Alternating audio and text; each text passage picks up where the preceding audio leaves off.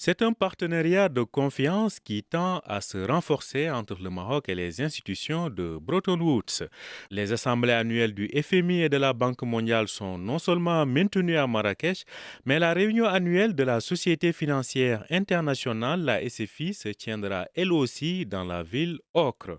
L'assurance a été donnée par son directeur général Martar Diop à l'issue de ces échanges à Washington avec la ministre marocaine de l'économie et des finances, Nadia Fettah. D'ailleurs, pour cette dernière, le maintien de l'ensemble de ces événements au Maroc, quelques semaines après le séisme, est un signe fort de la compréhension par tous ses partenaires de la solidité des fondamentaux économiques du Maroc et de la capacité de ses institutions à gérer les crises. Cette décision aujourd'hui des deux institutions témoigne d'abord de la qualité de la relation, d'un partenariat fort avec le Maroc de façon générale, mais également d'une volonté affirmée de soutenir notre pays dans une conjoncture difficile, et notamment la ville de Marrakech.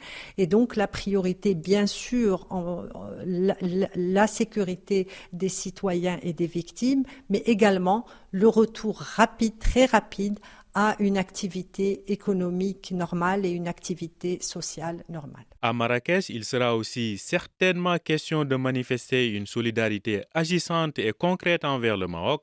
Le Royaume vient en effet de présenter aux institutions de Bretton Woods son programme d'urgence destiné à la reconstruction des régions sinistrées, un programme qui nécessite un budget prévisionnel global estimé à 120 milliards de dirhams sur une période de 5 ans. D'ailleurs, depuis plusieurs jours, la directrice générale du FMI, Kristalina Georgieva, rassure sur la mobilisation de son institution.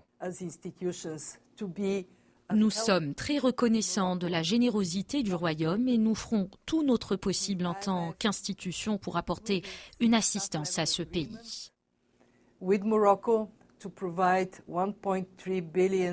Le Fonds monétaire international a conclu un accord avec le Maroc pour allouer 1,3 milliard de dollars. Il s'agit d'un financement à long terme sur 20 ans pour que le Maroc puisse reconstruire des bâtiments plus solides, capables de résister aux catastrophes qui pourraient survenir dans le futur en raison de la crise climatique. Il reste à savoir les termes de ces nouveaux engagements en faveur du Royaume. Pour rappel, le Maroc bénéficie de façon continue et évolutive des financements des institutions internationales. Au-delà des accords de financement avec la Banque mondiale, Rabat a récemment bénéficié d'une ligne de crédit modulable de 5 milliards de dollars sur 2 ans. Avec le séisme, les priorités vont certainement être orientées vers le soutien à la reconstruction.